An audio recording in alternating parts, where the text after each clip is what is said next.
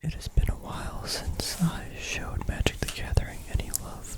I haven't made a Magic the Gathering video in a while, so I thought we could flip through the binder, look at some cards and appreciate the artwork, maybe read off some stuff, because I haven't looked at my cards or anything Magic related in like a month or two, whenever my last video was.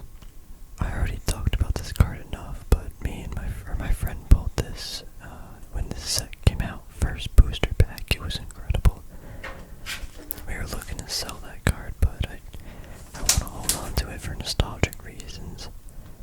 And I bought Massacre Worm maybe a month or two ago when they reprinted it in the newer set.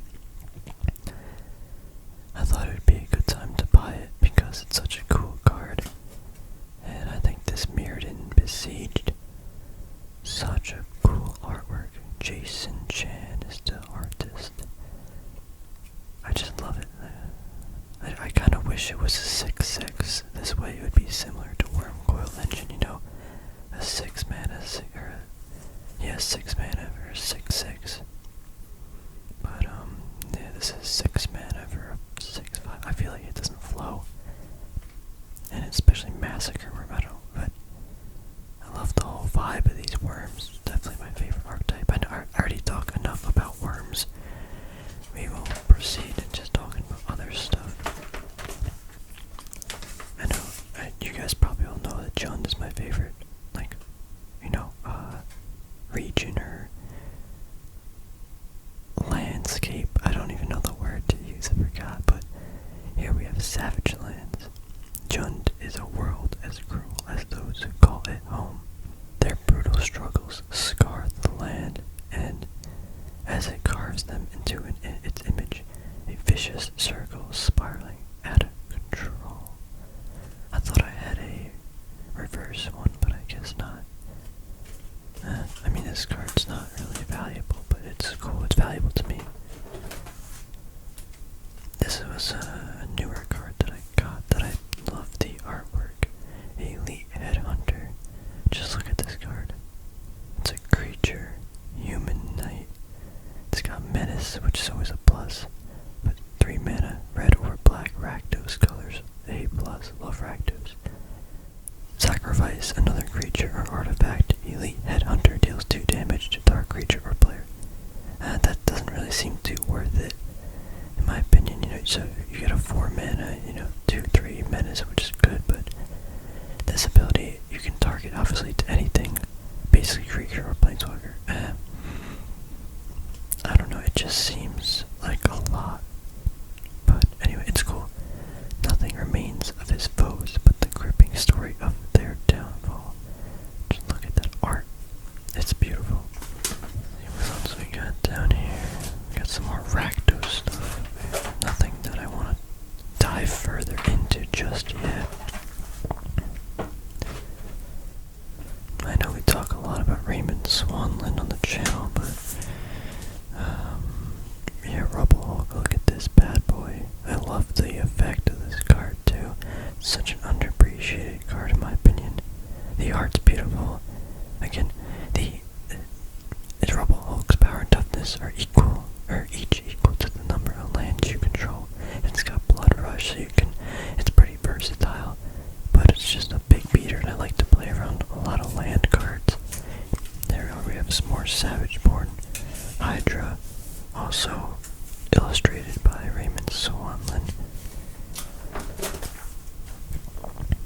This one's a cool card. It's very similar to the Elite card we just looked at. Deathless Knight. It's got the same kind of mana combination, haste, which is interesting for a black-green card to have haste, right? Usually you only see it in like red, but when you gain life for the first time each turn, return death knight from your graveyard to your hand.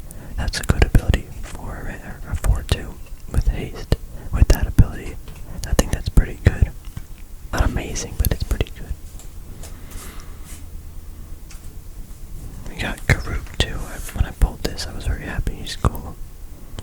For 6 mana, Golgari colors. Karuk, the Cursed Huntsman. He's strong as hell. You have to create for 0 loyalty, create 2 black and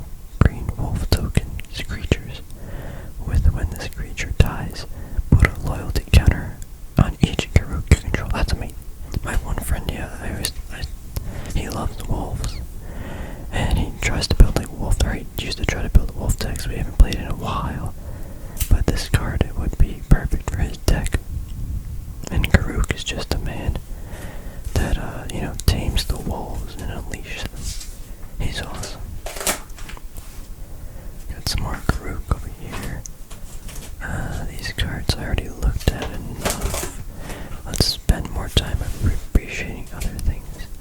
I don't know if you guys ever looked at this card. I mean, obviously it's a worm, so I'm gonna love it, but this guy is literally riding this. This is kind of like an infant worm coil engine, kind of. Maybe not really, but... maybe not worm coil engine, but definitely some big worm. I think it's so cool. What a fun card to play, too. Choose one for 5, 6, 7 mana, 5 colorless, 2 green. Choose one. Search your library for up to 2 creature cards, reveal them, put them in your hand, then shuffle your library. Or, put up to 2 creature cards from your hand into play. Entwine for 2 extra mana, so for 9 total mana. You can pay them both. And you can do them both, so you search for 2 and you play it too. There are obviously a lot of combo decks that can do this. I think you did like Emrakul and Xenios or something. It's some monster that you can target a monster and it gives it haste in the attack, so you do that with Emrakul. Emrakul swings and it's pretty lethal, but I always did it like, I just wanted to play with my favorite cards, so I would do like Wormcoil Engine and like something else. This way I can just play 2 of my favorite cards. It was just a very easy way of getting it out. And you combined it with like Utopia Sprawl over here, Overgrowth, Karuk. You just do a bunch of stuff like that. It's fun. Although not competitive, it's still fun. Experiment 1 is still, it's probably my favorite 1 mana card. Or 1 mana green. Evolve. Whenever a creature enters the battlefield under your control, if that creature has greater power or toughness, then this creature put a 1/1 counter on this creature. And you can remove 2 counters to regenerate them. Mainly just for this first ability, just because it's a 1/1, you play him on turn 1. Turn 2, you can play up to like 1 or 2 monsters. And you can beef this guy up so big, so quick. It's a fun mechanic. Although it wasn't, I don't think it was that competitive. Experiment 1 was competitive. But for the rest of the game, like this card here, like you can play this on like turn 2 or turn 3, guaranteed to beef him up, or, yeah, oh my gosh, this is crazy. So Experiment 1 here, Stringer Root Geist here. So you play Experiment 1, then you play this turn 2, he beefs him up, and if this dies the turn you play because it has haste, it comes back as a 3/2, also beefing this up. It's just the perfect synergy. It's amazing. That was so fun. I love this card. It's just a big fox and some dudes riding Wildborn Preserver, 2 mana. Flash Reach. Whenever another non-human creature enters the battlefield under your control, you may pay X. When you do, put X 1/1 counters on Wildborn Preserver. Honestly, for a 2 mana Flash Reach card, a 2/2 for 2, with that ability, that's pretty good, to be honest. Just that in itself, and the fact that it has another ability makes it even better. I love this artwork. It's just really beautiful. Castle Garenbrig. Castle Garenbrig enters the battlefield tapped unless you control a forest. You can spend 6 mana only to cast a creature spell. Oh, so you can basically, yeah, it's kinda cool. You can get 6 mana from this one card. I don't know if that's too worth it. I don't know if that was used in the competitive scene, but I think it seems pretty fun. Definitely for like commanders and stuff. Let's see what else we got. I'm kind of fast forwarding through a lot of stuff. I haven't seen this card in a while. Balefire Dragon.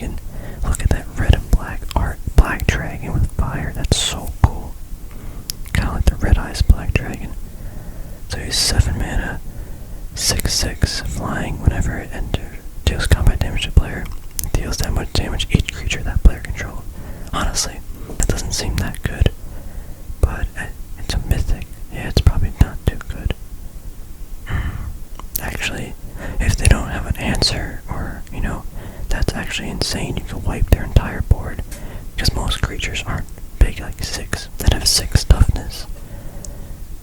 And yeah, for commander, I think this is very popular, a popular choice. Give it haste real quick too, then they don't have an answer. That's crazy. Oh my gosh, why can't I think of the set this is from? Is that Ravnica? No. Ascension, I think it's Ascension. This artwork is so cool. Look at this. Just chopping a Hydra up. Amazing art. Stanton Fang. That's amazing. Deals 7 damage divided as you choose among 1, 2, or 3 targets. If at least 7 red mana is cast on the spell, instead, Sundering Stroke deals 7 damage each of those permanents and/or players. Wait, that's insane. And was this card played in the competitive scene when it was, I guess, printed, or maybe I think it is now. I don't think I've seen it. Maybe it's like a sideboard card or something. I love this artwork. It's beautiful. Reaper of the Night. It's not just a common card, but it's just dark. Really dark. For 5 colorless and 2 black, a specter, you get a creature. Target opponent discards 2 cards. Then exile this card. You may cast when a creature later from exile. Oh, okay. Whenever it attacks, if the winning player has 2 or fewer cards in hand, it gains flying to the end of turn. Interesting. I don't think it's that good, but it's interesting. These 2 arts are beautiful too. Wow, I forgot about this card. This is from Kaladesh Dai Young. Look at that. When the time comes, let go. Nothing lasts forever. What a deep and powerful card. He's holding onto a rose or some flower. Amazing. I mean, again, this is just a game. Just, a hobby collection, but there's some really powerful things you can get your points across just by, illustrating in the art. It's beautiful. I love this card too. It's like a sexy kind of vampire, but it's very scary. Not really too sexy, if that makes sense. Poor little sun dweller out past curfew, and to think you might have survived if it wasn't so close to supper time. Scary. But I love the whole scene this is making. Just looking back on you, there's like a cabin in woods, or like she's about to go there and attack. You got the moon setting the vibe with the dark clouds. Really cool art. Oh, Darken made that art. He makes some really beautiful stuff. Got Niz and another Raymond Swanland art. I really like this card. Spotlight Act 3. I never noticed that. What does that mean? Anyway, really awesome. Raymond's my man.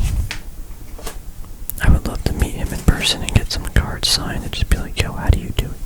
How do you make such cool cards? I will never know. This is also a really pretty card. Hannah, Ship's Navigator. Just the whole scenery of it is really pretty. I mean, even her face is pretty.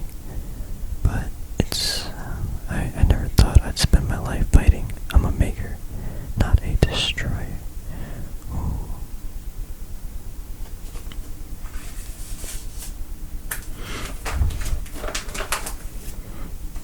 This is still, look at this one. I love this icon of ancestry.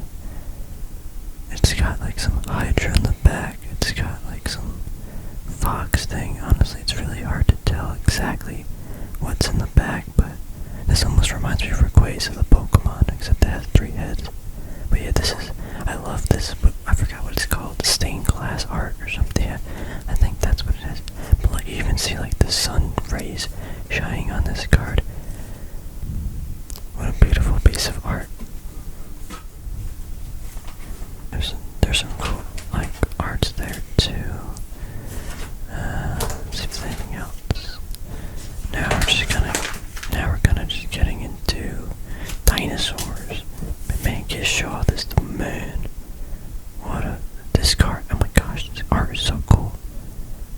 Gishath is a girl.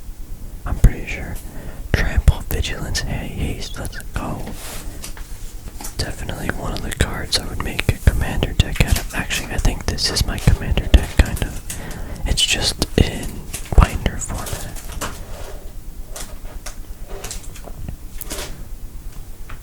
Yeah, man. Gishath is so cool. All the dinos are cool too.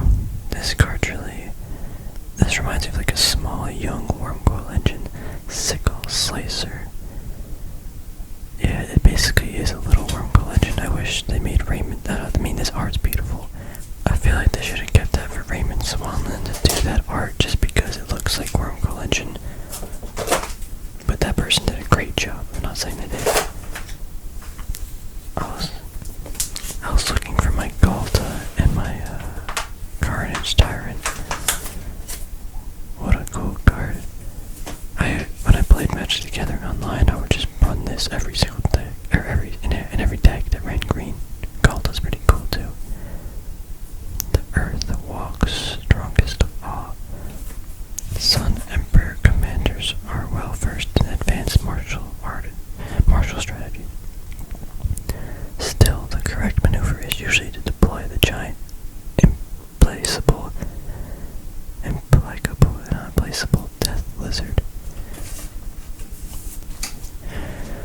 Anyway, guys, the only new card I really got was Massacre Worm. I haven't been putting any money into into Magic. I'm mostly just buying Pokemon cards.